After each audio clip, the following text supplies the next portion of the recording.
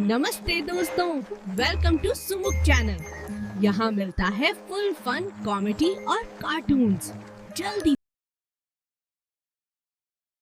नदी के किनारे एक पुराना पीपल का पेड़ था। लोग कहते थे कि वह पेड़ बहुत शांत है, लेकिन जो ध्यान से देखता उसे लगता कि उसकी जड़ों में कुछ दबा हुआ है।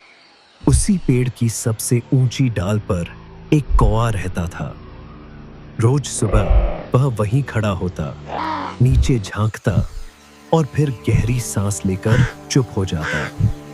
कौवे की परेशानी कोई नई नहीं थी।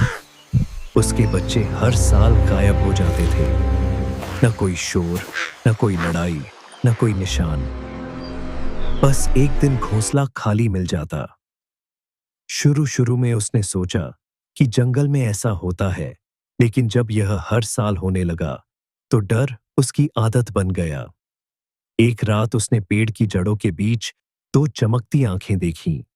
काला सांप चुपचाप बैठा हुआ, न हिलता न फुफकारता। कौवे का दिल जोर से धड़कने लगा। वह समझ गया कि अगर नीचे गया तो शायद लौटकर न आए। उस रात उसने हमला नहीं किया। उसने सोचा। अगले दिनों में कौवा दूसरे पक्षियों के पास गया। किसी से बोला कि उसके बच्चे खाए जा रहे हैं। कोई बोला पॉजिटिव सोचो, सब ठीक हो कोई जाएगा। बोला वक्त सब ठीक कर देता है। कौवा सुनकर हंस भी पड़ा। उसे समझ आ गया कि सलाह देना सबको आता है, साथ देना किसी को नहीं। एक रात सांप खुद बाहर आया। ये जंगल शांति है। से बोला कि यह जंगल है, यहाँ भावना नहीं, भूख चलती है।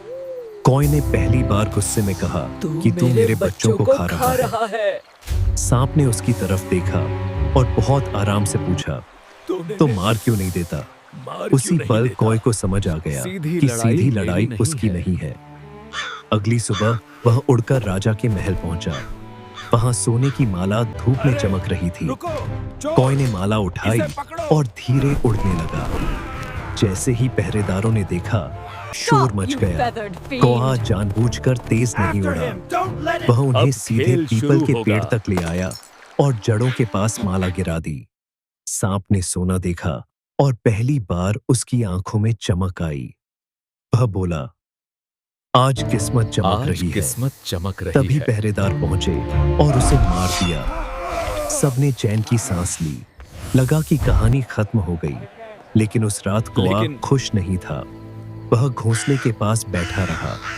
तभी उसे याद आया कि उसके बच्चे हमेशा उड़ना सीखने से ठीक पहले गायब होते थे, और सच उसके सामने आ गया। डर के मारे वह खुद ही उन्हें नीचे धकेल देता था। उसे लगता था कि वे उड़ना सीख जाएंगे, लेकिन वे गिर जाते थे। सांप बस वही खाता था जो पहले से गिरा हुआ होता था। कौवा देर तक चुप बैठा रहा। उसे समझ आ गया कि उसने सांप को नहीं मारा, उसने अपने डर को छुपाया था। सुबह जब सूरज निकला, कौवा उड़ गया, अकेला, लेकिन इस बार सच के साथ। क्योंकि कभी-कभी दुश्मन बाहर नहीं होता, वह हमारे अंदर छुपा होता है।